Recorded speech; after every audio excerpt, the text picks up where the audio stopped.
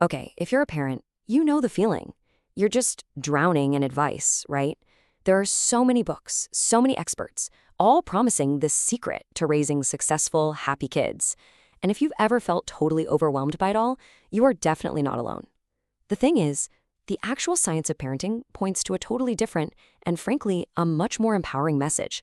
So let's dive in and explore what the research really says about our role as parents. First up, we've got to understand the problem we're all dealing with. We're living in what you could call a parenting paradox, just surrounded by this endless flood of advice that, more often than not, pulls us in completely opposite directions. So on one side, you've got philosophies like tiger parenting. You know the one. It's all about being super strict, tons of discipline, and holding these sky-high expectations for your kids to succeed. And then on the complete other end of the spectrum, you're told to be a free-range parent. Encourage total independence, let them explore, basically give your kids all the freedom in the world. And it doesn't stop there, oh no. The advice goes global. You'll see articles telling you to parent like the Dutch because apparently they raise the happiest kids on the planet. But then, literally the next article you click might tell you to parent like the Germans to raise more self-reliant kids. So, which one is it? Are we going for happy or self-reliant? Dutch or German? Tiger or free range? It is absolutely dizzying. And here's the really crucial part. Underneath all this crazy conflicting advice, there's one single consistent message that gets drilled into parents' heads. If your child isn't perfectly successful and happy, well, you're the one doing something wrong. All that pressure assumes we have this crystal clear understanding of cause and effect in parenting. But do we really? Is that confidence even justified? Let's take a look at how our understanding can sometimes be, well, a total illusion. So, let me ask you a quick question. How well do you really know how a bicycle works? I mean, take a second. Really picture it in your mind. Most of us feel pretty confident about this, right? I mean, we've seen them our whole lives. Most of us have ridden one. We have this clear picture in our head. The pedals, the chain, the wheels. It all seems so obvious. But here's the funny part. When researchers actually ask people to draw a bicycle from memory, this is what they get. It turns out most of us have, let's be honest, almost no idea how they actually work. And this just illustrates the core problem so perfectly. We care so deeply about parenting. We feel so confident in our choices. But that feeling of confidence doesn't actually mean we understand the incredibly complex mechanics of how a child develops. So, if our gut feelings aren't enough, what does the science have to say? This is where we really get to the heart of it all. The butterfly, the hurricane, and what these huge scientific studies can tell us about our influence as parents. This brings us to a really powerful metaphor, the butterfly effect of parenting. I want you to think of yourself, the parent, as a butterfly.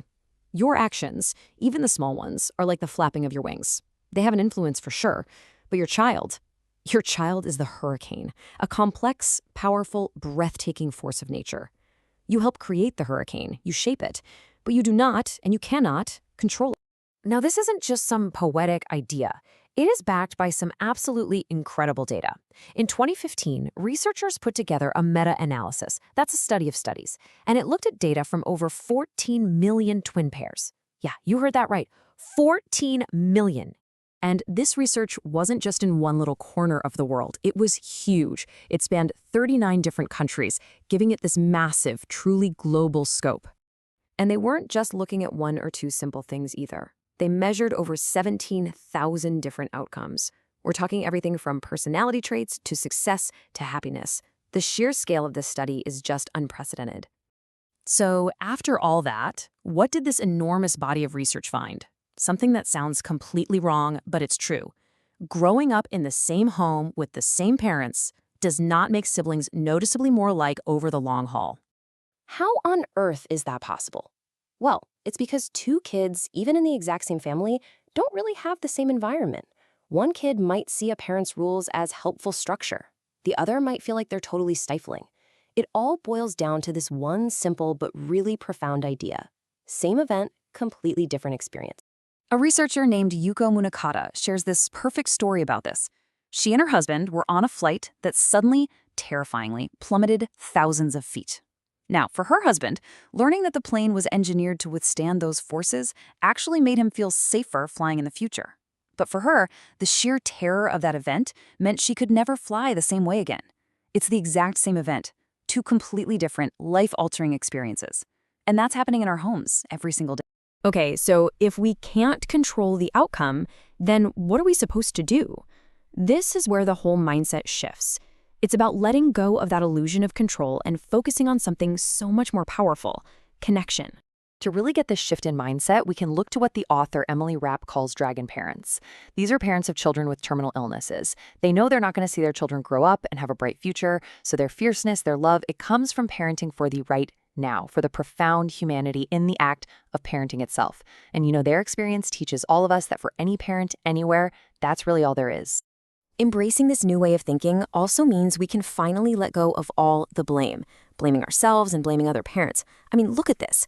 A recent survey found that a shocking 90% of mothers and 85% of fathers feel judged.